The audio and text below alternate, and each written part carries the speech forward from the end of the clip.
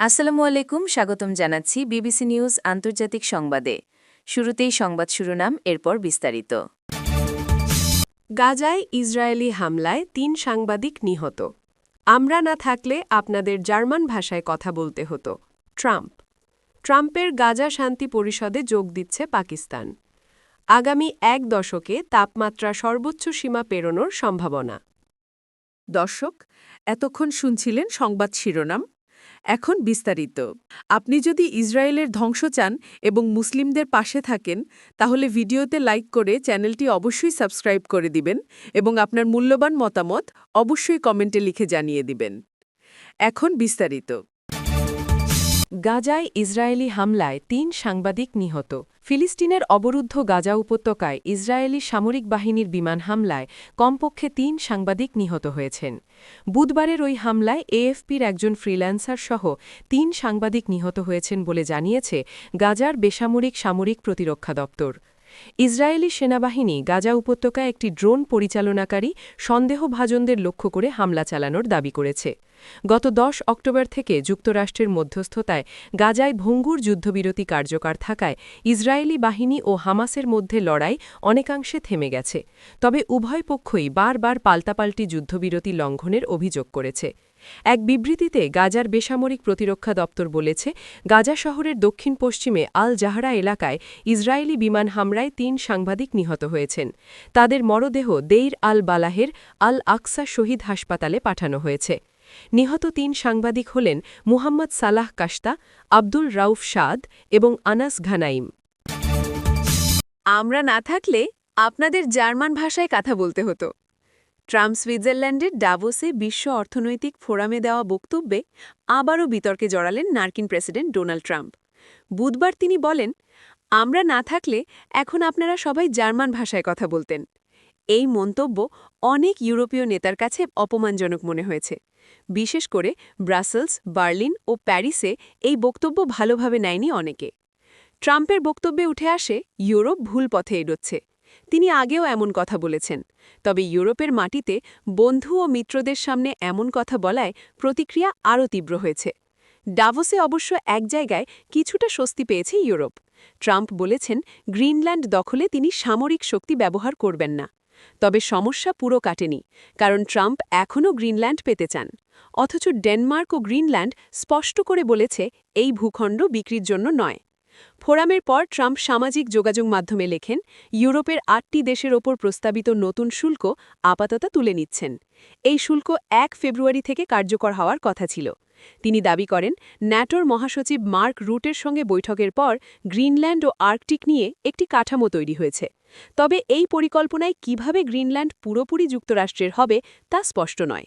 ডেনমার্কের পররাষ্ট্রমন্ত্রী লার্স লোককে রাসমুসেন বলেন, এই বক্তব্যের পর এটা পরিষ্কার যে প্রেসিডেন্টের উচ্চাকাঙ্ক্ষা এখনও একই আছে। তিনি বলেন, সামরিক শক্তি ব্যবহার না করার কথা আলাদা করে দেখলে ইতিবাচক। ডাভোস থেকে অনেক দূরে গ্রিনল্যান্ডের রাজধানী নুক শহরে স্থানীয় সরকার একটি নতুন নির্দেশিকা প্রকাশ করেছে।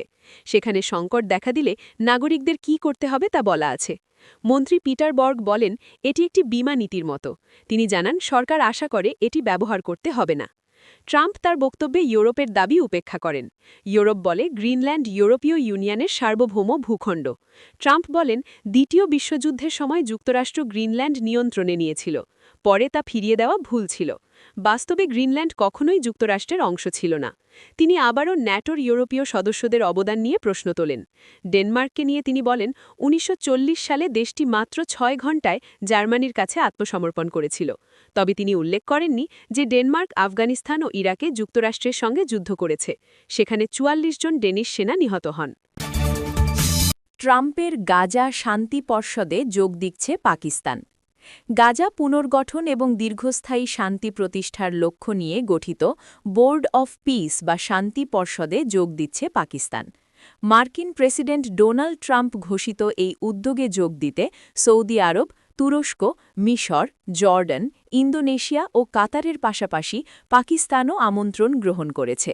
পাকিস্তান ও তুরস্ক আনুষ্ঠানিকভাবে বোর্ড অফ পিসে যোগদানের সিদ্ধান্তের কথা জানিয়েছে।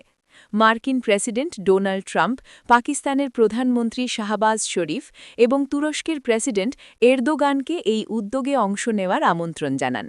পাকিস্তানের পররাষ্ট্র দপ্তরের মতে বোর্ড অফ পিসে অংশগ্রহণ গাজা শান্তি পরিকল্পনা বাস্তবায়নে পাকিস্তানের চলমান প্রচেষ্টারই অংশ।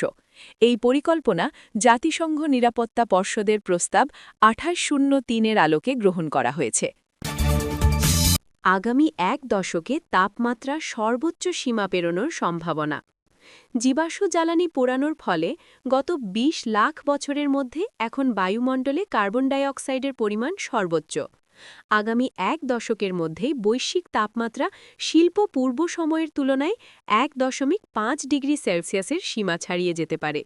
জাতিসংঘ পরিবেশ কর্মসূচি ইউএনইপি থেকে প্রকাশিত এমিশনস গ্যাপ রিপোর্ট ২০২৫-এ এই আশঙ্কার কথা বলা হয়েছে।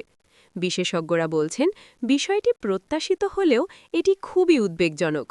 রিপোর্টে বলা হয় ২০২৪ সালে গ্রিনহাউস গ্যাস নিঃসরণ ২% বেশি বেড়েছে।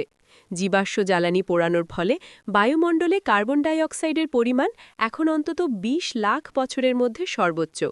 এই গ্যাসগুলো পৃথিবীর চারপাশে চাদরের মতো তাপ আটকে রাখে, ফলে তাপমাত্রা বাড়ছে। ইউএনইপি বলছে, দেশগুলো যদি তাদের প্রতিশ্রুতি পুরোপুরি বাস্তবায়নও করে, তবুও শতাব্দীর শেষে পৃথিবীর গড় তাপমাত্রা ২.৩ থেকে ২.৫ ডিগ্রি সেলসিয়াস পর্যন্ত বাড়তে পারে। সীমা অতিক্রম করার ফলশ্রুতি জলবায়ু পরিবর্তনের ভয়াবহ প্রভাব পড়বে। প্রকৃতিতে খরা, বন্যা, তাপপ্রবাহ ও ঝড় অনেক বেড়ে যাবে। প্যারিস জলবায়ু চুক্তির লক্ষ্য ছিল বৈশ্বিক উষ্ণতা ১.৫ ডিগ্রির মধ্যে সীমাবদ্ধ রাখা, কিন্তু রিপোর্ট অনুযায়ী গ্রিনহাউস গ্যাস নিঃসরণ কমানোর ক্ষেত্রে বিশ্ব এখনও প্রয়োজনীয় অগ্রগতি দেখাতে পারেনি।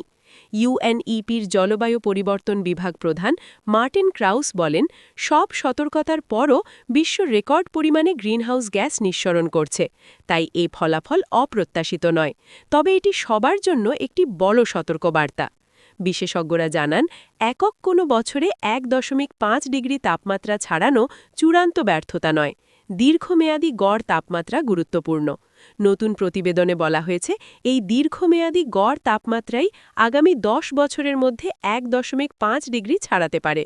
রিপোর্টে আরও বলা হয়, তাপমাত্রা ১.৫ ডিগ্রির মধ্যে রাখতে হলে ২০৩৫ সালের মধ্যে বৈশ্বিক নিঃসরণ প্রায় ৫৫% কমাতে হবে, যা বর্তমান প্রতিশ্রুতির চেয়ে অনেক বেশি। তুলনামূলকভাবে ২ ডিগ্রি সীমা ধরে রাখতে হলেও নিঃসরণ কমাতে হবে প্রায় ৩৫%।